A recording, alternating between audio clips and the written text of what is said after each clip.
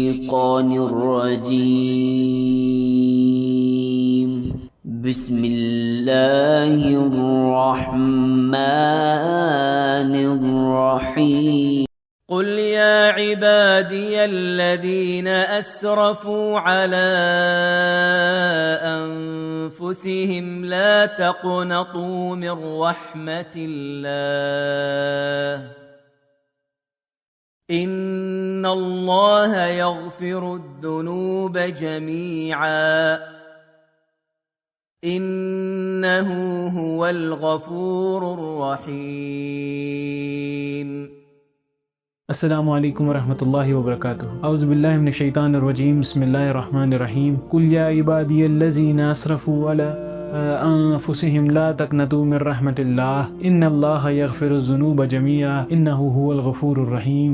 رب اشرح لی صدری ویسر لی امری واحلل عقدۃ من لسانی یفقهوا قولی. ان الحمد نحمده ونصلی علی رسولہ الکریم.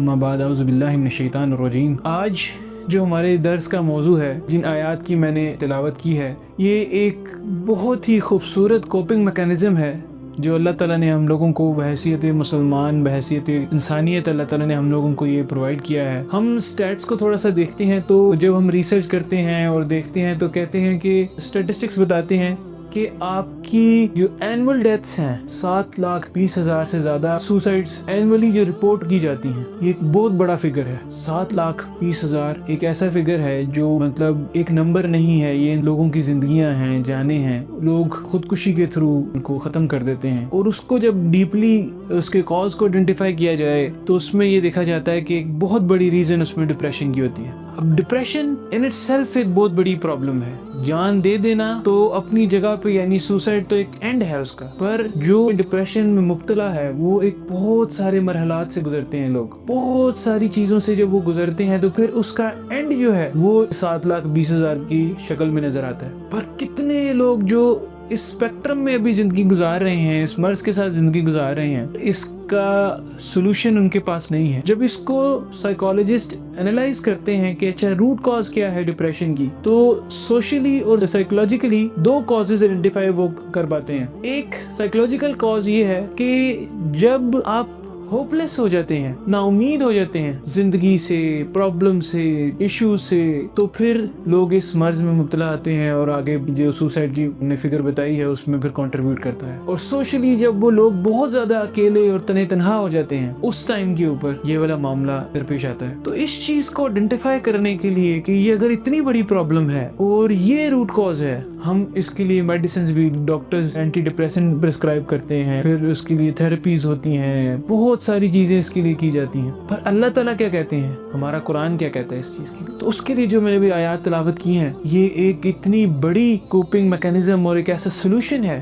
جس پہ اگر انسان کا دل ٹھک جائے اور انسان کے دل کو اس بات پہ یقین ہو جائے تو وہ کبھی اس مرض میں مبتلا نہیں ہو سکتا. مرض میں مبتلا کیا ہونا، وہ اپنی زندگی میں ہر قسم کی پرابلم کو ڈیل کرنے کے لیے وہ اس پہ حاوی ہو سکتا ہے. کوئی پرابلم اس کو پریشان نہیں کر سکتی، کوئی مشکل اس کو پریشان نہیں کر سکتی. ریزن کیا ہے کہ اس کے پاس یہ اسکل آ گیا، یہ کوپنگ میکینزم آ گیا کہ اس نے چیزوں کو ویو کیسے کرنا، وہ پرسپیکٹیو آ گیا کہ اس نے دنیا کو ویو کیسے کرنا، وہ لینز مل گیا کہ اس نے دنیا کو ویو کیسے کرنا. تو بہرحال اسی موضوع کے اندر ہم لوگ تھوڑا سا آگے چلتے ہیں. تو بات ہو رہی ہے امید کی. لا تقنطوا من رحمت اللہ، اللہ کی رحمت سے نا امید نہ ہو. تو امید ہے کیا اللہ میں؟ اللہ پہ بھروسہ، اللہ پہ جو یقین ہے، جو اللہ سے امید ہے، یہ اصل میں در حقیقت ہے کیا؟ ہم عام زندگی میں سنتے بھی ہیں، مانتے بھی ہیں، لاجیکلی دماغی طور پہ یقین بھی رکھتے ہیں کہ اچھا اللہ سے امید رکھنی چاہیے، اللہ سے مانگنا چاہیے، اللہ سے حسن ظن کرتے ہیں. آج ہم اس چیز کو انالائز کریں گے کہ کیا واقعی میں ہم حقیقتاً اللہ سے امید رکھتے ہیں، اللہ سے نا امید تو نہیں ہے، اللہ پہ یقین اور بھروسہ رکھتے ہیں. کیونکہ خالی امید رکھنا اور بھروسہ نہ ہو تو وہ تو ایک ایسی چیز ہے جیسے میں اس بات پہ یقین کر کے جاؤں کہ اچھا میں صبح جاؤں گا تو ہو سکتا ہے مجھے گاڑی مل جائے، بس مل جائے، یا ہو سکتا ہے نہ ملے، ہو سکتا ہے میری فلائٹ جو ہے مل جائے، میں لے سکوں یا نہ لے سکوں. تو اس میں 50% آپ کا چانس رہتا ہے کہ اچھا ہو سکتا ہے ہو گیا تو ہو گیا، نہیں ہو گیا تو نہیں ہو گیا. کیونکہ وہ خالی امید ہے، یقین نہیں ہے. یہ دنیا کے معاملات میں تو ہم ایسے کر سکتے ہیں، کیونکہ دنیا کے ہر معاملے میں کوئی آپ کے پاس گارنٹیڈ چیز نہیں آتی. آپ کی زندگی کی گارنٹی نہیں ہوتی کہ آپ یہ چیز کہہ سکتے ہیں کہ اگر کسی سے کوئی وعدہ بھی کریں تو اچھا میں کل یہ کام کروں گا، اس میں آپ کے ساتھ یہ لازمی ہوتا ہے کہ اگر اللہ نے چاہا تو میں کل یہ کام کروں گا، اگر اللہ نے زندگی دی تو میں کل کام کر سکتا ہوں گا تو میں کروں گا. تو کیا ہے کہ اس میں ہر چیز ڈیپینڈنٹ جب اللہ کے اوپر ہے تو اس میں آپ گارنٹی نہیں دے سکتے. پر یہ جو امید والا معاملہ ہے، اس امید میں گارنٹی موجود ہے، کیونکہ یہ امید کس سے ہے؟ یہ امید اللہ سے ہے. یہ امید اگر اللہ سے ہے تو اس میں لازم و ملزوم اس کا جو پارٹ ہے نا، وہ اس پہ یقین رکھنا لازمی ہے. اگر آپ اللہ پہ بھی اسی طریقے سے جس طریقے سے ہم انسانوں پہ یقین رکھتے ہیں نا کہ اچھا ہو سکتا ہے جب میرا مشکل وقت آئے گا، آج یہ میرا جو ساتھی ہے میرے ساتھ بڑا اچھا ہے، میرا دوست میرا کلیگ میرے ساتھ اتنا اچھا ہے، اگر کبھی مشکل وقت آئے گا تو تب پتہ لگے گا کہ اچھا ہے کہ نہیں اچھا ہے. اس ٹائم پہ ہو سکتا ہے وہ اچھا ضرور ہو پر اتنا ہی قابل ہی نہ ہو کہ میری کو مدد کر سکے، اتنی استطاعت ہی نہ ہو اس کے پاس کہ وہ میری کسی کام آ سکے. اور یہ بھی ہو سکتا ہے کہ اس ٹائم پہ اس کے لیے پرائورٹیز ڈیفرنٹ ہو، امپورٹنس چیزوں کی ڈیفرنٹ ہو، اس ٹائم پہ وہ میرے کام ہی نہ آئے. یہ والا معاملہ جو دنیاوی لوگوں کے حساب سے جو دنیاوی معاملہ ہے یہ تو ڈیفرنٹ ہے، تو جب یہ اللہ کے ساتھ چلا جاتا ہے تو اس ٹائم پہ یہ معاملہ بالکل ڈیفرنٹ ہو جاتا ہے. اس میں کیا ہوتا ہے، جب آپ اللہ پہ امید لگاتے ہیں اس یقین کے ساتھ لگاتے ہیں کہ آپ امید کس سے لگا رہے ہیں. ہماری جو پرابلم آتی ہے، ہماری پرابلم اس چیز میں آتی ہے ہم یہ پہچانتے نہیں ہیں کہ ہم امید کس سے لگا رہے ہیں. ہم میں اس بات کا احساس نہیں ہوتا کہ جس سے مانگا جا رہا ہے وہ کون ہے، دینے والی ذات کون ہے. ہم اپنی لمیٹڈ تھنکنگ کیپیبلٹیز کے حساب سے اللہ تعالیٰ کو میئر کرنے کی کوشش کرتے ہیں. میں جس ترازو میں انسانوں کے ساتھ اپنے رشتے کو اسیس کرتا ہوں اسی ترازو میں میں اللہ تعالیٰ کے ساتھ بھی دیکھتا ہوں کہ اچھا یار اللہ تعالیٰ جو ہے وہ ان سے امید کتنی رکھ سکتا ہوں، کیونکہ وہ ایک ان انٹینشنلی ایک ہیبٹ ایسی ڈیولپ ہو جاتی ہے. بہرحال اگر ہم اپنی زندگی میں دیکھیں تو امید جو ہے اللہ سے لگانا ضروری کیوں ہے؟ امید اللہ سے لگانا ضروری اس وجہ سے ہے کیونکہ جب آپ اس دنیا میں آئے ہیں تو اللہ تعالیٰ کہتے ہیں یہ دنیا آپ کے لیے ایک امتحان گاہ ہے، یہ دنیا آپ کے لیے ایک ٹیسٹ ہے. اللہ تعالیٰ نے اس دنیا میں وما خلقت الجن والانس الا لیعبدون، اللہ تعالیٰ نے بھیجا یہ اس دنیا میں انسانوں اور جنوں کو کہ وہ یہ دیکھ سکیں کہ کون ان کی عبادت کرتا ہے. اب عبادت کا مطلب یہ ہے کہ کون اس چیز کے مطابق زندگی گزارتا ہے، ان احکامات کے مطابق زندگی گزارتا ہے جو اللہ تعالیٰ نے دیے ہیں. خالی نماز، روزہ، حج، زکوٰۃ عبادت میں تو نہیں آتی. عبادت میں تو وہ سارے اللہ کے احکامات آ جاتے ہیں کہ ہر چیز جو ہے وہ اگر آپ کی اللہ کے حکم کے تابع ہے تو وہ عبادت ہے، تب آپ اس امتحان میں کامیاب ہیں. ادروائز جو آپ کا یہ امتحان تھا، ظاہر سی بات ہے امتحان اگر کوئی چیز ہوتی ہے تو اس کے اینڈ پہ کیا ہوتا ہے؟ اس کے اینڈ پہ یوم الدین ہوتا ہے، اس کے اینڈ پہ بدلے کا دن ہوتا ہے، اس کے اینڈ پہ جزا یا سزا ملنی ہوتی ہے. اور جزا یا سزا آپ کے اعمال کے مطابق ہوتی ہے. جیسے آپ ایکشنز آپ کے ہوں گے، آپ کے اعمال ہوں گے، ویسے آپ کو یا تو جزا دی جائے گی یا تو سزا دی جائے گی. اور اس دنیا میں اگر ہم لوگ ویسے بھی دیکھیں تو انسان کسی نہ کسی مشکل میں، ہر انسان اپنی زندگی کا تھوڑا سا انالیسس کرے نا، اس کا تھوڑا سا ایک سٹیپ پیچھے بیٹھ کے اگر اس کو ایک پوری فلم کو، پوری پکچر کو تھوڑا سا دیکھے، اس کو ایک چیز ضرور ریئلائز ہوگی کہ ہر وقت کوئی نہ کوئی چیز ایسی ضرور ہوتی ہے آپ کی زندگی میں جو آپ کو پریشان کر رہی ہوتی ہے. کوئی نہ کوئی معاملہ ایسا ہوتا ہے جو آپ کو ٹینشن دے رہا ہوتا ہے. عمر کے ہر حصے میں جب آپ چھوٹے ہوں گے تو آپ کی جو ٹینشنیں ہیں، مشکلات ہیں، وہ ڈیفرنٹ ہوں گی. بڑے ہوں گے تو وہ ڈیفرنٹ ہوں گی. آہستہ آہستہ عمر جیسے جیسے بڑھتی جائے گی، رسپانسبلٹیز بڑھتی جائیں گی، آپ کی مشکلات، آپ کی پریشانیوں کی شکل بدلتی جائے گی. کوئی نہ کوئی چیز ایسی آپ کے ساتھ ضرور وابستہ رہے گی جو کہ آپ کو تھوڑا سا پریشان اور یہ آپ کی زندگی میں ٹینشنوں والا ایلیمنٹ اور یہ سب چیزیں ساتھ ساتھ رہیں گی. ایسا کیوں ہے؟ کیونکہ اگر اس دنیا میں اللہ تعالیٰ نے آپ کو ہر وہ آسائش اور خوشی اور ہر چیز دینی ہوتی تو جنت اور جہنم کا کانسیپٹ ہی ختم ہو جاتا. ضرورت کیا تھی اللہ تعالیٰ کو جنت اور جہنم بنانے کی؟ جنت اور جہنم ہے ہی اس لیے کہ اللہ تعالیٰ اس دنیا میں آپ کو اس امتحان میں دے سکیں کہ آپ اس امتحان میں کیسے پرفارم کرتے ہیں. آپ کا اس غیب پہ یقین کیسا ہے، آپ کا یوم الدین پہ یقین کیسا ہے، آپ کا آپ کے رب پہ یقین کیسا ہے. آپ نے اگر غیب پہ یقین کر لیا تو پھر یہ ثابت ہوا کہ اچھا آپ کا رب پہ یقین تھا. اگر آپ نے ان احکامات کے مطابق زندگی گزاری جو اللہ تعالیٰ نے آپ کو دیے تھے تو پھر یہ ہے کہ اس کے بدلے میں اللہ تعالیٰ جنت کا اور باقی ساری چیزوں کا وعدہ کرتے ہیں. پر اگر آپ نے اس کے اگینسٹ، آپ نے پرواہ نہیں کی، آپ نے فکر نہیں کی، آپ نے اپنی دنیا کو ہی اپنا سب کچھ بنا لیا، آپ نے اس دنیا میں ہی جنت تلاش کرنے کی کوشش کی، دنیا میں ہی اپنے اس کو اپنا سب کچھ بنا کے آپ نے اس میں ہی اپنا سب کچھ دیکھنا شروع کر دیا، تو پھر کیا ہوگا کہ پھر آخرت میں حصہ کم ہو جائے گا، آخرت میں وہ حصہ پانا مشکل ہو جائے گا. کیونکہ حدیث میں تو آتا ہے کہ جو دنیا ہے یہ مومن کے لیے تو ایک جیل کے مطابق ہے اور جو کافر ہے اس کے لیے جنت ہے۔ کافر کا تو آپ کو آئیڈیا ہے کہ کافر کا آخرت میں کیا انجام ہوگا، کیا اس کا بدلہ ہوگا۔ تو بہرحال اس حساب سے اگر اس کو تھوڑا سا ہم لوگ آگے انالائز کریں اپنی زندگی کے اندر، اللہ تعالیٰ نے ہمارے ہر کسی کی زندگی میں کوئی نہ کوئی ٹیسٹ، کوئی نہ کوئی مشکل، کوئی نہ کوئی پریشانی ضرور لگائی ہوتی ہے۔ اس میں کیا ہوتا ہے کہ اللہ تعالیٰ آپ کو ٹیسٹ کرتے ہیں، کبھی کسی کا کوئی پیارا چلا جائے گا، اللہ تعالیٰ اس کو آپ سے لے کے ٹیسٹ کریں گے، اس سے لے کے آپ کو آزمائیں گے۔ پھر آپ کے جو رشتے ہیں، جن رشتوں سے آپ محبت کرتے ہیں، پیار کرتے ہیں، ان رشتوں سے دوری کر کے اللہ تعالیٰ آپ کو آزمائیں گے۔ جس بزنس کے لیے، جس ویلتھ کے لیے آپ نے ساری اپنی عمر لگا دی، ساری زندگی لگا دی، آپ کی صبح اور شام اس چیز کے لیے ہوتی ہے کہ اچھا کہیں میرے اس بزنس میں کوئی نقصان نہ ہو جائے، کوئی پرابلم نہ آ جائے، اللہ تعالیٰ اس میں تھوڑی سی کمی بیشی کر کے آپ کو آزماتے ہیں کہ میں یہ دیکھوں کہ ابھی اگر اس مال کے لیے اتنی محبت، اگر اس میں سے میں تھوڑا سا اس کو نقصان دے کے چیک کرتا ہوں کہ یہ کیسے رسپونڈ کرتا ہے، یہ اپنی اولاد سے اتنی محبت کرتا ہے، یہ اولاد اس سے لے کے دیکھتا ہوں یہ کیسے رسپونڈ کرتا ہے، یہ اپنے والدین سے اتنی محبت کرتا ہے، اس کے والدین اس سے لے کے دیکھتا ہوں یہ کیا آگے سے رسپونڈ کرتا ہے۔ یہ امتحان جو ہیں ہمارے، یہ اصل میں ڈٹرمن کرتے ہیں کہ ہمارا جو رزلٹ ہے وہ یہ ڈٹرمن کرتے ہیں۔ اور یہ امتحان کوئی غلط چیز نہیں ہے، یہ دیکھا جائے تو یہ بہت ہی بڑی بلیسنگ ہے اللہ تعالیٰ کی، اتنی بڑی بلیسنگ ہے، اتنی بڑی بلیسنگ ہے کہ اگر آپ کی زندگی میں کوئی ٹیسٹ نہیں ہے نا تو آپ کے لیے بہت زیادہ لمحہ فکریہ ہے کہ میری زندگی میں کوئی مشکل آ کیوں نہیں رہی۔ یہ الگ بات ہے کہ اللہ تعالیٰ ہم لوگوں کو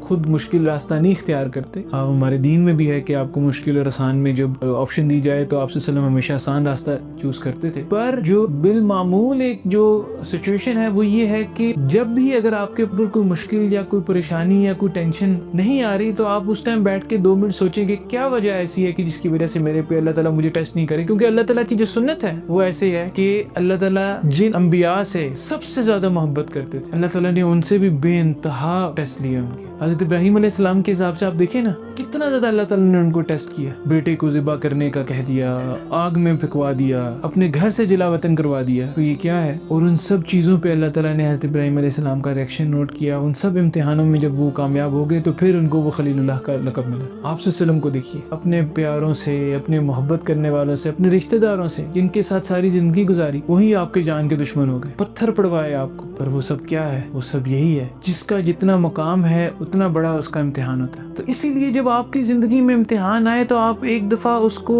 یہ ضرور سوچیں کہ یہ امتحان اگر تو مجھے یہ اپنے میرے رب کے قریب کر دیتا ہے تو یہ ایک بہت بڑی نعمت اور بہت بڑی بلیسنگ ہے، کیونکہ امتحان نے تو آنا ہے، اس ٹیسٹ نے تو آپ کی زندگی میں لازمی آنا ہے۔ ہمارا کام کیا ہے کہ ہم اس سے کیا چوز کرتے ہیں۔ ہم اگر یہ چوز کرتے ہیں کہ ہم اس امتحان کے ذریعے اللہ تعالیٰ کے قریب ہو جائیں، مطلب یہ ہے کہ اس امتحان کا مقصد پورا ہو گیا۔ ہم نے وہ سنت فالو کی جو ہمارے انبیاء کی سنت تھی، ہم نے آپ صلی اللہ علیہ وسلم کی سنت فالو کی، ہم نے سنت ابراہیمی فالو کی۔ پر اگر ہم اسی ٹیسٹ کو ہم لوگ بولیں یار یہ کیا مصیبت ہے، ابھی تو بزنس چلنا شروع ہوا تھا، تھوڑے سے پیسے آنے شروع ہوئے تھے، ہاتھ تنگ ہو گیا، یار ابھی تو اتنے عرصہ اولاد اللہ تعالیٰ سے مانگی تھی، پھر اس کے بعد اللہ تعالیٰ نے دے کے واپس لے لی، کیسی مصیبت ہے، یہ ہے وہ، مطلب کوئی اگر پیارا چھوڑ کے چلا گیا تو کیا یہ میرے ساتھ ایسا۔ اگر آپ ان چیزوں کو ایسے دیکھ لیتے ہیں تو پھر یہ ہے کہ جو امتحان سے گزرنا ہے وہ تو آپ کے نصیب میں لکھا ہوا ہے، وہ تو آپ تک پہنچنا ہی پہنچنا ہے۔ ما اصاب من مصیبت الا باذن اللہ، جو اللہ نے اذن کر دیا ہے اس کے حساب سے جو مصیبت ہے وہ آپ تک پہنچے گی پہنچے گی۔ کوئی مشکل آپ کو آنی ہے وہ اس نے اپنا ٹارگٹ ہٹ کرنا ہی کرنا، وہ آپ کی تقدیر میں لکھا ہوا ہے۔ پر کیا ہے کہ اس میں آپ چوز کرتے ہیں کہ آپ اس سے اللہ تعالیٰ کے قریب ہو جاتے ہیں یا دور ہو جاتے ہیں۔ تو بہرحال ہم آگے بات کر رہے تھے کہ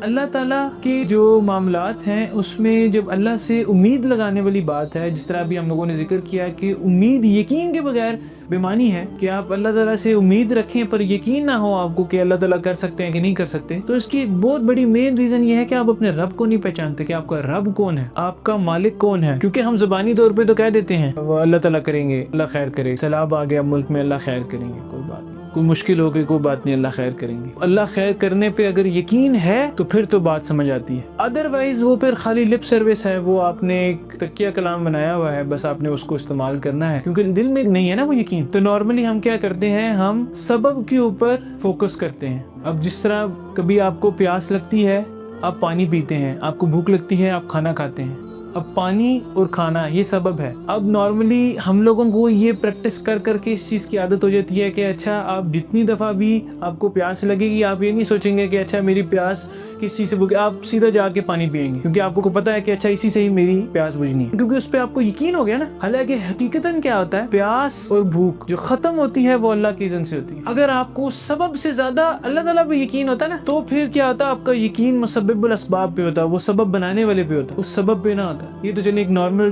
ڈے ٹو ڈے لائف کی چھوٹی مثال لی نا ہم لوگوں نے، پر اگر اس کی ایکچوئل ریئلٹی میں دیکھیں تو نارملی کیا ہوتا ہے کہ رسک کے لیے ہم اپنے، اگر باس ہے تو باس کی طرف دیکھ رہے ہیں کہ اچھا اس کی طرف سے رسک آنا ہے۔ بزنس میں بھی ہوگا تو ہم دیکھیں گے کہ اچھا یار یہ چیز ہوگی تو مجھے منافع ہوگا، کلائنٹ مان جائے گا تو میرا پیمنٹ کلیئر ہو جائے گی۔ رشتوں کے اندر بھی دیکھ لیں تو اچھا یہ کر لیں گے تو ایسے ہو جائے گا۔ آپ اتنے ڈیپینڈنٹ ہو جاتے ہیں ہر چیز میں اس سبب کے اوپر فوکس کر کر کے کہ آپ اس ایکویشن میں سے آپ مسبب الاسباب کو نکال دیتے ہیں، آپ اپنے رب کو نکال دیتے ہیں جو ہر چیز، جیسے ہم لوگ کہیں کیمسٹری میں پڑھتے ہیں نا کہ کوویلنٹ بانڈز ہوتے ہیں، پھر آیونک بانڈز ہوتے ہیں، یہ وہ بانڈ ہیں جس سے ایٹم سے جڑتے ہیں، مالیکیولز بنتے ہیں، اور اس کی جو پوری دنیا کا جو بلٹ اپ ہے وہ انہی مالیکیولز اور ان بانڈز کے اوپر بنا ہوا ہے۔ تو یہ جو معاملہ ہے، ان کی کوہیژن ہے، جو اس پوری دنیا کا بلٹ اپ ہے، یہ اس بانڈ سے زیادہ یہ وہ مسبب الاسباب ہے جو جوڑ کے رکھے ہوئے ہیں۔ جس دن اللہ تعالیٰ نے کن کرنا ہے اس دن ساری دنیا، یہ پہاڑ روئی بن جائیں گے، یہ آپ کی پوری دنیا کا نظام کولیپس ہو جائے گا۔ ہر چیز جو ایک اپنے میکانزم میں جڑی ہوئی ہے اس مسبب الاسباب کی وجہ سے جڑی ہوئی۔ تو ہماری امید یقین میں بدلنے کے لیے، امید پہ یقین ہونے کے لیے سب سے زیادہ امپورٹنٹ یہ ہے کہ ہم اس چیز کو پہچانیں کہ ہمارا رب کون ہے، کتنا بڑا وہ رب ہے۔ پھر اس کے بعد کیا ہوگا کہ ہمارے اندر وہ امید بھی باقی رہے گی، وہ امید اصل حیثیت میں آئے گی۔ اس چیز پہ آپ کا یقین قلبی ڈیولپ ہو جائے کہ میری تمام ضروریات، میری تمام جو امیدوں کو بھر لانے والا ہے وہ میرا رب ہے، کوئی سبب نہیں ہے، کوئی مٹیریلسٹک چیز نہیں ہے اس دنیا کی۔ اگر وہ چیز ڈیولپ ہو جائے تو پھر کیا ہوگا کہ پھر سب سے پہلے تو یہ ہے کہ آپ کا اور آپ کے رب کا رشتہ جو ہے مضبوط ہو جائے گا۔ جس رب سے آپ نے یہ امید رکھنی ہے وہ رشتہ مضبوط ہو جائے گا، جس رب کے اوپر آپ کی ہر چیز ڈیپینڈنٹ ہے، پوری دنیا کا جو نظام جس پہ ڈیپینڈنٹ ہے اس کے ساتھ آپ کا رشتہ مضبوط ہو جائے گا۔ کیوں؟ کیونکہ اب جس کے اوپر پوری دنیا کا نظام جو ڈیپینڈنٹ ہے، اب آپ بھی اسی سے ہی اپنی امید، اپنی آس، اپنا سب کچھ اس کے اوپر کر رہے ہیں۔ نارملی جب ہم اس چیز کو دیکھتے ہیں نا، اس میں ہم لوگ سبب پہ یقین رکھتے ہیں، اسباب کو ہی اپنا سب کچھ بنا لیتے ہیں، اسباب ہمارے لیے خدا بن جاتے ہیں کہ اچھا یہ ڈاکٹر جو ہے یہی اس کا علاج کرے گا۔ کچھ لوگ جو پیروں کے پاس جاتے ہیں جی یہ، اور وہ پیر خدا بن جاتا ہے کہ جی یہ شفا دینے والا ہے۔ آپ نے اپنے بزنس کے لیے محنت کرنی ہے، وہ کلائنٹ آپ کا خدا بن جائے گا۔ آپ کا کسٹمر نہیں آیا، وہ کسٹمر آپ کا خدا بن جائے گا۔ اس کے لیے آپ کو ہوگا کہ اچھا کسٹمر،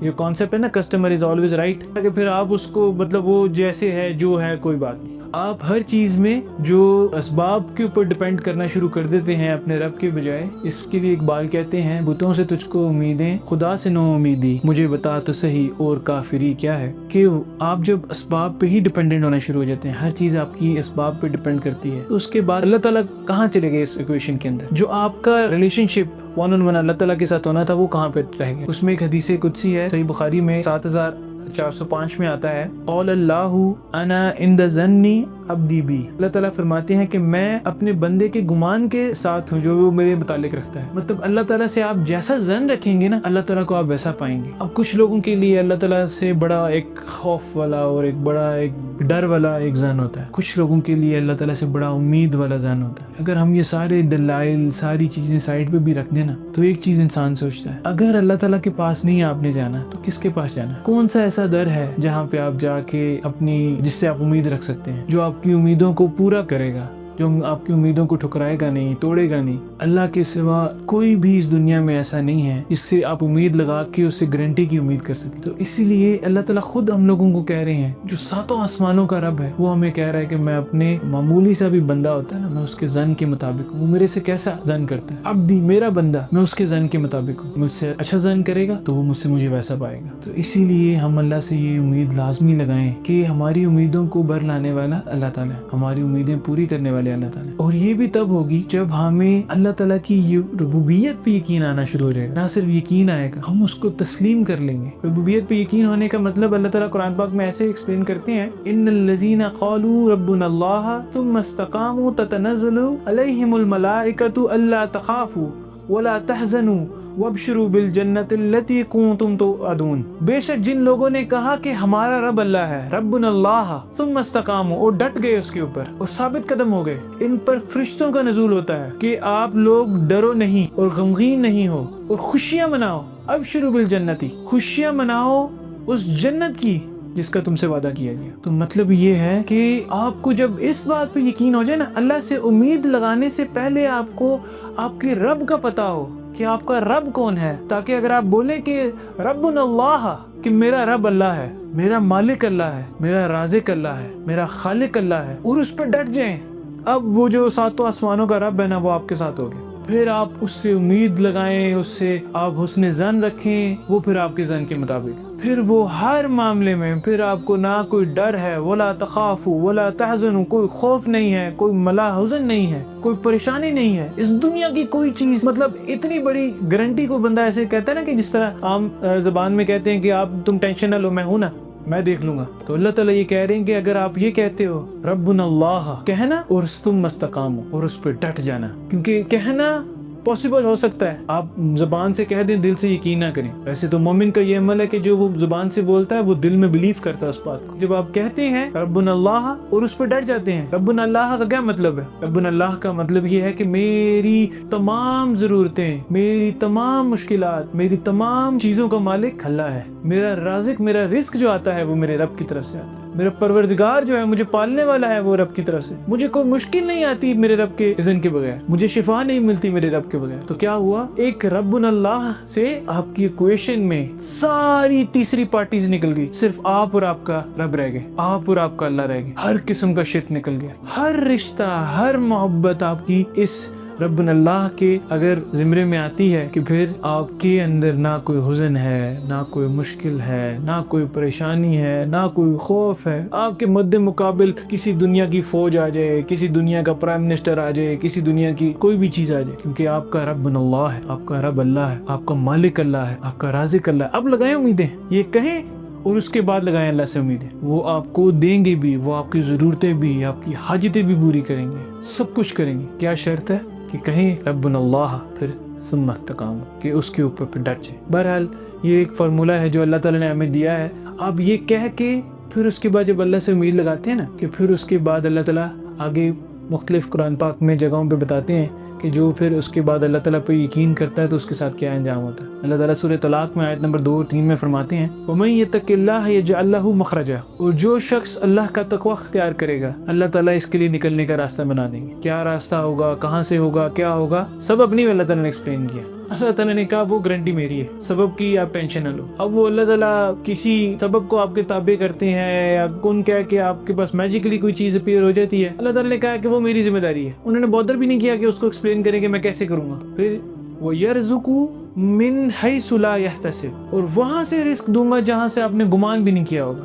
سوچا بھی نہیں ہوگا۔ وَمَن يَتَوَكَّلْ عَلَى اللَّهِ فَهُوَ حَسْبُهُ، اور جس نے اللہ کا توکل اختیار کیا، اللہ پہ بھروسہ کیا، تو اللہ تعالیٰ اس کے لیے کافی ہو جائیں گے۔ یہ اتنی بڑی سویپنگ سٹیٹمنٹ ہے، اتنی بڑی سویپنگ سٹیٹمنٹ ہے، آپ کی ہر قسم کے ڈاؤٹ کو ریسٹ اور سکون پہنچانے کے لیے یہ بات ہی کافی ہے کہ اگر آپ نے اپنے رب کے اوپر توکل کر لیا تو وہ آپ کے لیے کافی ہو جائیں گے۔ اوپن اینڈڈ سٹیٹمنٹ ہے، کوئی انہوں نے یہ نہیں کہا کہ جی آپ کو یہ دے دیں گے، وہ کر دیں گے، فلانی چیز کر دیں گے، فلانا یہ ہو جائے گا، فلانا آپ کا سبب ایسے ہو جائے گا۔ آپ اگر ہر چیز میں آپ کے رشتے کی پرابلم ہے، آپ کے دنیاوی معاملات کی پرابلم ہے، آپ کے رزق کی پرابلم ہے، آپ کے بزنس کی پرابلم ہے، آپ ہر قسم کے معاملات میں آپ نے جب اللہ پہ توکل کیا اس یقین کے ساتھ، تو اللہ تعالیٰ آپ کے لیے کافی ہو جائے گا۔ رزق کے لیے انسان کے ذہن میں آتا ہے نا یار کیسے ہوگا، اللہ تعالیٰ نے کہا کہ وہ ایسی جگہ سے دیں گے جہاں سے آپ کو سوچا بھی نہیں ہوگا، گمان بھی نہیں ہوگا۔ شرط کیا ہے؟ اللہ پہ توکل اختیار کرنا، اللہ پہ بھروسہ کرنا۔ ساری آیات میں دیکھیں نا، پچھلی آیت میں بھی اس آیت میں بھی اللہ تعالیٰ اپنے اور اپنے بندے کے ریلیشن شپ کو پیور کر رہے ہیں کہ مجھ سے مانگو،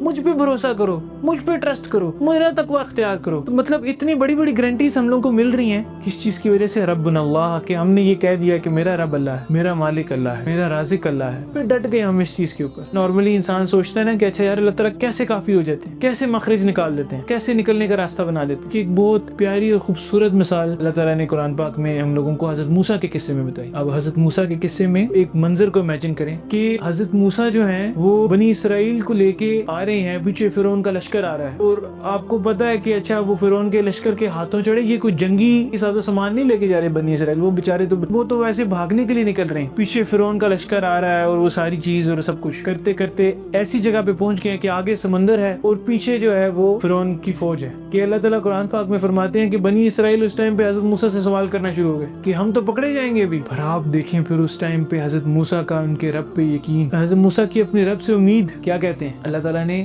سورہ شعراء میں آیت نمبر 62 میں فرمایا کہ حضرت موسیٰ نے کہا قال کلا ان معی ربی سیہدین، موسیٰ نے کہا کلا ہرگز نہیں، یقیناً میرا رب میرے ساتھ ہے اور وہ ضرور میرے لیے راستہ پیدا کرے گا۔ مطلب سامنے سمندر ہے، پیچھے فوج ہے، سبب تو کہہ رہے ہیں ناٹ پریکٹیکلی پاسبل، آپ کی فزکس، کیمسٹری، آپ کی دنیا کی ہر قسم کی سائنس نے ہاتھ کھڑے کر لیے ہیں، it is not possible without any other sources اور وداؤٹ اینی ہیلپ، یہ پاسبل ہی نہیں ہے کہ آپ یہاں سے بچ سکیں۔ اور اللہ تعالیٰ ہے نا، جس یقین کے ساتھ حضرت موسیٰ نے کہا تو اللہ تعالیٰ نے کیا کیا، سمندر الگ الگ کر دیا، جو فرعون کی فوج اتنی بڑی فوج تھی، سب کچھ تھا، سب غرق کر دی۔ یہ ہے اللہ پہ یقین، اللہ پہ بھروسے کا نتیجہ، اللہ سے امید لگانے کا نتیجہ۔ کسی انسان سے، کسی جنرل سے، کسی فوجی سے، کسی بڑے سے بڑے پرائم منسٹر سے آپ نے اس ٹائم پہ کی امید لگائی ہو نا، تو وہ دنیاوی اسباب کے محتاج ہے، اللہ نہیں ہے۔ جب ہم لوگ یہ چیز دیکھتے ہیں تو اس چیز سے ہم لوگوں کا آئیڈیا ہوتا ہے کہ اچھا اللہ تعالیٰ اسباب کے محتاج نہیں ہے، رب اللہ ہم نے کہہ دیا، پھر ہمیں اللہ پہ یقین بھی آ گیا، پھر ہمیں یہ بھی ہو گیا کہ اچھا ہم نے اپنی امید بھی اللہ سے لگانی ہے۔ پھر ایک چیز ہوتی ہے جب آپ کی امید تھوڑی سی ڈاؤٹ میں پڑ جاتی ہے، وہ معاملہ جب ہوتا ہے نا، تو پھر کیا ہوتا ہے کہ پھر آہستہ آہستہ آپ کی امید میں تھوڑا تھوڑا شگاف آنا شروع ہو جاتا ہے۔ اللہ تعالیٰ نے ابھی پیچھے ہم نے دیکھا نا 4 5 6 مختلف آیات ہم لوگوں نے انالائز کی، تو اس میں بار بار اللہ تعالیٰ نے اپنے اور اپنے بندے کے رشتے کے اندر بار بار مطلب اس میں جتنی چیزیں تھی اللہ تعالیٰ نے نکال دی۔ اللہ تعالیٰ نے مجھ سے مانگو، مجھ پہ بھروسہ کرو، مجھ پہ امید رکھو، مجھ پہ سب کچھ کرو، کسی تیسرے کو بیچ میں نہ ڈالو، مجھ سے کرو، مجھ پہ کرو کہ میں کافی ہو جاؤں گا، مجھے کہو کہ رب اللہ آپ میرے رب ہیں، نہ تمہیں کوئی خوف ہوگا، نہ کوئی ڈر ہوگا، نہ کوئی حزن ہوگا۔ اللہ تعالیٰ تیسری پارٹی کو بیچ میں سے نکال رہے ہیں، پھر شیطان کیا کرتا ہے، یہاں پہ پھر شیطان رول پلے کرتا ہے۔ وہ کیا کرتا ہے، وہ آپ سے گناہ کرواتا ہے اور اس گناہ کو آپ کی اور اللہ کے درمیان میں لے آتا ہے۔ پھر آپ کو لگتا ہے کہ یار میں اللہ تعالیٰ سے مانگوں گا، اب تو میں نے گناہ کیا ہوا ہے، اب تو پھر آپ کا آہستہ آہستہ دل ایسے تنگ ہونا شروع ہو جاتا ہے، دل پہ دبا لگنا شروع ہو جاتا ہے، پھر وہ کرتے وہ گناہ بڑھتے جاتے ہیں، وہ اللہ سے دوری آتی رہتی ہے، آپ کو اللہ کے سامنے حاضر ہوتے ہوئے شرم آتی ہے، آپ کو یہ محسوس ہوتا ہے یار میں کیسے کر سکتا ہوں، میرے جیسا گناہگار انسان بھی ایسے کر سکتا ہے۔ تو اس کے لیے جو آیات اللہ تعالیٰ نے ایز اے کوپنگ میکینزم جو ہم لوگوں نے شروع میں تلاوت کی، میں پڑھتا ہوں، قل یا عبادی الذین اسرفوا علی انفسہم لا تقنطوا من رحمت اللہ ان اللہ یغفر الذنوب جميعا انہ هو الغفور الرحیم، کہ کہہ دو یا عبادی، پھر سے وہی بات، میرا اور میرا بندے کا رشتہ، یا عبادی، جو بندہ دوسری طرف منہ کر کے بیٹھا ہوا ہے اس کو یا عبادی کہہ کے بلا رہے ہیں کہ میرے بندے کو کہہ دو جس نے اپنے نفس کے ساتھ ظلم کیا ہے، گناہ کیے ہیں، لا تقنطوا من رحمت اللہ، اللہ کی رحمت سے مایوس نہ ہو، ان اللہ یغفر الذنوب جميعا، اللہ تعالیٰ سارے اکٹھے کر کے گناہ معاف کر دیں گے، انہ هو الغفور الرحیم، بے شک اللہ تعالیٰ معاف کرنے والے اور رحیم۔ یہ اللہ تعالیٰ امید کی ایک روشنی اس انسان کے لیے دے رہی ہے جو کہ یہ سوچ کے بیٹھا ہوتا ہے کہ اچھا یار میری تو بخشش ہو ہی نہیں سکتی، میری تو راہ نجات ہے ہی نہیں، میرا تو کوئی سولوشن ہی نہیں ہے، تو بیماری علاج ہوگی۔ اللہ تعالیٰ نے اس بندے کے لیے بھی اللہ تعالیٰ نے یہ چیز کہہ دی ہے کہ آپ اللہ سے توبہ کرو، اللہ سے معافی مانگو، اللہ اور اپنے درمیان میں کسی کو نہ آنے دو، آپ کی معصیت بھی آپ کے اور رب کے درمیان میں نہیں آ سکتی، توبہ کرو، پلٹو، اللہ تعالیٰ کی طرف رجوع کرو۔ اللہ تعالیٰ کہتے ہیں ففروا الی اللہ، اللہ کی طرف دوڑو، اللہ تعالیٰ بہت غفور الرحیم ہے۔ ایک حدیث ہے صحیح مسلم کی حدیث نمبر 2767، اس میں ایک بہت خوبصورت واقعہ نقل ہوا کہ ایک دفعہ ایک بندہ تھا، اس نے 99 قتل کیے تھے، اس نے ایک منک سے پوچھا 99 قتل کیے ہیں، میرے لیے کوئی میری توبہ قبول ہو سکتی ہے، کوئی میں نجات ہے؟ منک نے کہا جی نہیں، آپ کے تو 99 آپ نے قتل کیے ہیں، آپ کیسے مطلب کی مغفرت ہو سکتی ہے؟ اس نے کیا کیا، اس نے اس منک کو بھی مار دیا۔ بہرحال وہ آگے گیا تو کوئی اسکالر ملے اس کو، اس نے ان سے سوال پوچھا کہ میں نے ایسے 100 قتل کیے ہیں، میرے لیے کوئی مغفرت، کوئی راہ نجات ہے؟ انہوں نے بولا کہ ہاں بالکل، کیوں نہیں ہے، آپ اللہ سے توبہ کرو، بس ایک شرط یہ ہے کہ خالی توبہ کر کے ادھر ہی نہ رہو، آپ ایسا کرو کہ آپ ایسی جگہ پہ شفٹ ہو جاؤ، ہجرت کر لو جہاں پہ نیک لوگ رہتے ہیں، کیونکہ یہ جگہ جو ہے جہاں سے تم آ رہے ہو وہاں پہ گناہ عام ہے جس کا تم بہت زیادہ اثر ہوا ہے، اس لیے ایسی جگہ پہ جاؤ جہاں پہ نیک لوگوں کی صحبت میں ہو، ساتھ میں اللہ سے توبہ کرو، اللہ تعالیٰ غفور الرحیم۔ وہ بڑا خوش ہو کے امید کے ساتھ آگے چل پڑا، کچھ ہی آگے گیا تو کیا ہوا، اس کے اوپر اس کی موت آ گئی، فوت ہو گیا۔ اب فوت ہو گیا تو جو رحمت کے فرشتے اور جو سزا دینے والے ہیں وہ دونوں آ گئے. ایک تو کہے کہ جی اس نے 100 قتل کیے تھے, اس نے ابھی توبہ کی تھی, پر یہ ہے کہ ابھی اس پوری طریقے سے ادھر گیا نہیں تھا تو اس وجہ سے اس کو اپنے ساتھ لے کے جانا ہے. جو رحمت کا فرشتہ تھا وہ یہ کہہ رہا تھا کہ جی ابھی اس نے توبہ کر لی تھی, جو کر لیا تھا, تو اس لیے اس کو میں نے اپنے ساتھ لے کے جانا. اللہ تعالیٰ نے کیا کیا, ایک فرشتے کو نازل کیا جس نے فیصلہ کیا. اس نے کہا کہ آپ ایسا کرو کہ یہ دیکھ لو کہ نیکی کی طرف اس کا فاصلہ کم ہے تو اس کو جنت میں ڈال دو, اگر بدی کی طرف فاصلہ کم ہے مطلب یہ زیادہ نیکی کی طرف نہیں گیا تو اس کو پھر جہنم میں ڈال دو. جب ناپا گیا اس کا نیکی کی طرف جو فاصلہ تھا وہ کم تھا تو اس کو جنت میں ڈال دیا گیا. کچھ روایات میں یہ بھی آتا ہے کہ کہتے ہیں کہ اللہ تعالیٰ نے جب وہ ناپا گیا تو اس کا فاصلہ نیکی کی طرف کم تھا, تو اللہ تعالیٰ نے زمین کو حکم دیا جو نیکی والی تھی اس کا فاصلہ کم ہو گیا اور جو بدی والی تھی اس کا فاصلہ زیادہ ہو گیا, اور ایسے اس کی توبہ قبول ہو. تو اللہ تعالیٰ بے انتہا غفور الرحیم ہے. اس حدیث سے اخذ یہ ہوتا ہے کہ آپ نا امید نہیں ہو سکتے اللہ تعالیٰ سے, ہوپلیس نہیں ہو سکتے. آپ کا پروردگار بہت زیادہ غفور الرحیم ہے, بہت معاف کرنے والا ہے. اب اگلی چیز ہمارے ذہن میں آتی ہے کہ اچھا کب تک مغفرت ہو سکتی ہے, کب تک ہم معافی مانگ سکتے ہیں؟ آپ اس وقت تک معافی مانگ سکتے ہیں جب تک حضرت یونس کی توبہ قبول ہو سکتی ہے. حضرت یونس کی توبہ کا کیا مطلب ہے کہ مچھلی کے پیٹ میں ہو کے بھی اگر توبہ قبول ہو سکتی ہے نا, تو آپ سمجھ لیں کہ آپ کے پاس اگر سانس آ رہی ہے نا تو آپ کے پاس توبہ کا موقع ہے. آپ اس وقت بھی اللہ سے رجوع کر کے اللہ سے امید رکھ سکتے ہیں کہ اللہ تعالیٰ مجھے معاف کر دے. حضرت یونس کی توبہ اللہ تعالیٰ نے مچھلی کے پیٹ میں قبول کی تھی. آپ امیجن کریں نا اس ٹائم پہ کیا امید ہوگی ان کے پاس, جب ایک مچھلی نے کھا ہی لیا اس کے بعد تو کوئی امید نہیں رہ جاتی. آپ کو لگتا ہے کہ یار میرا تو ابھی اینڈ ہو گیا, اب کیا ہوگا بھی, پر انہوں نے کہا اس وقت بھی لا الہ الا انت سبحانک انی کنت من الظالمین. جب تک آپ کے پاس سانس آ رہی ہے تب تک آپ غفور الرحیم رب سے آپ رحمت کی امید کر سکتے ہیں, اس سے آپ امید لگا سکتے ہیں. اسی طرح ہی ہم لوگ حضرت زکریا کی سٹوری میں دیکھیں, مغفرت اور رحمت تو اپنی جگہ پہ ہے, دعاؤں میں امید کے حوالے سے حضرت زکریا کی سٹوری میں دیکھیں تو ایک بہت خوبصورت اللہ تعالیٰ نے ان کے جو لفظ ہیں ورڈز بھی کوٹ کیے ہیں, بڑے خفیہ انداز میں اللہ تعالیٰ سے دعا کی. انہوں نے عرض کیا کہ اے میرے پروردگار, بلا شبہ میری ہڈیاں کمزور ہو گئی ہیں, میرا سر بھڑک اٹھا ہے بڑھاپے سے, اور اے میرے پروردگار میں تجھے پکار کر کبھی نامراد نہیں ہوا. پہلے تو آپ ان کی سچویشن کو انڈرسٹینڈ کریں نا, ابھی وہ بوڑھے ہو گئے ہیں, اس ٹائم پہ کوئی سبب نہیں رہ گیا, کوئی دنیاوی مین باقی نہیں رہا. وہ خود اکنالج کر رہے ہیں, اس کو خود اکنالج کر کے کہہ رہے ہیں کہ جی میں بوڑھا ہو گیا ہوں, ہڈیوں میں طاقت ختم ہو گئی ہے, جو سر پہ سفیدی آ گئی ہے. ساتھ میں بات ختم کی نہیں, فل سٹاپ نے بھی آیا تو انہوں نے ساتھ میں کوٹ کیا کہ اللہ پاک آپ سے آج تک جو بھی مانگا کبھی میں نا امید نہیں ہوا, کبھی بھی میں آپ سے خالی ہاتھ نہیں رہا, ایسا نہیں ہوا کہ مجھے آپ نے نامراد لٹایا ہو. کیا خوبصورت انداز ہے اللہ تعالیٰ سے مانگنے کا, اور کیا ہی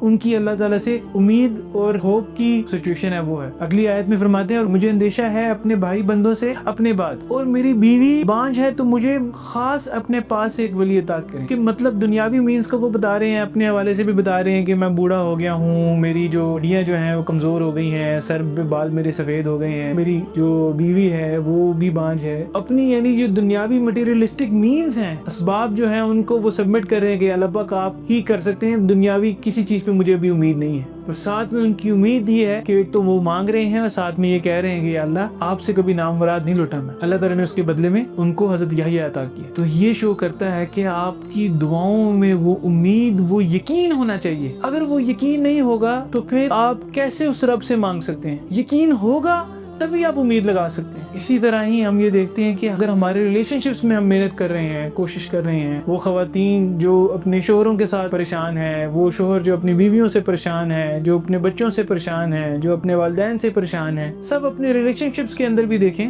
لوگوں سے, اپنے آس پڑوس کے لوگوں سے, سب لوگوں سے پریشان ہیں. آپ کہہ رہے ہیں جی میں نے ان کو بڑی کوشش کی ہے, سارا کچھ کیا ہے, پھر بھی نہیں سنتے. آپ ایک دفعہ کسی کو انوائٹ کرتے ہیں کسی چیز کے اوپر, وہ آپ کو صحیح طریقے سے رسپانس نہ کرے تو دوسری دفعہ آپ اس سے زیادہ ناراض ہو جاتے ہیں. تو 900 سال حضرت نوح نے اللہ کی دین کی تبلیغ کی, 900 سال اس مشن کے اوپر لوگوں کو بلاتے رہے. کہ آپ سورہ نوح میں پڑھیں, وہ اللہ تعالیٰ کو کہتے ہیں اللہ پاک میں نے ان کو دن کو بلایا, میں نے ان کو رات کو بلایا, میں نے ان کو اکیلے میں بلایا, میں نے ان کو سب کے سامنے بلایا. پڑھ کے پتہ لگتا ہے کہ اس میں ان کا لہجہ جو ہے وہ یہ بتاتا ہے کہ اللہ پاک میں نے آپ کے دین کے لیے ان کے ساتھ بڑی محنت کی ہے. 900 سال بعد بھی جب اللہ کا عذاب آ رہا ہو تو کوئی دوسرا نہیں, آپ کی سکی اولاد, آپ اس کو کہہ رہے ہو کہ اچھا میرے ساتھ کشتی میں آ جاؤ, تو وہ آگے سے کہے کہ نہیں آج میں پہاڑ پہ پناہ لے لوں گا, میں آپ کے ساتھ کشتی میں نہیں آ سکتا, میں پہاڑ پہ پناہ لے لوں گا. تو اس باپ پہ کیا گزرے گی جو ان کے آخری لفظ قرآن پاک میں آئے نا, انہوں نے کہا کہ آج کسی جگہ پہ کسی کو کوئی پناہ نہیں. پر اس میں جو سیکھنے والی بات ہمارے لیے ہے وہ یہ ہے کہ 900 سال تک اگر کسی نے گیو اپ نہیں کیا, وہ انسانوں پہ یقین نہیں تھا حضرت نوح کو کہ انسان بدلیں گے, حضرت نوح کو اللہ پہ یقین تھا کہ اللہ تعالیٰ کا کام ہے دلوں کو بدلنا, تو آپ آپ کیسے 2 دن 3 دن 5 دن کسی سے کوئی بات کر کے اللہ کا پیغام دے کے گیو اپ کر سکتے ہیں کہ یار یہ اس پہ تو اللہ کی ہدایت ہی نہیں اثر کرتی, اس کو تو بات ہی سمجھ نہیں آتی. 900 سال آپ امیجن کریں نا,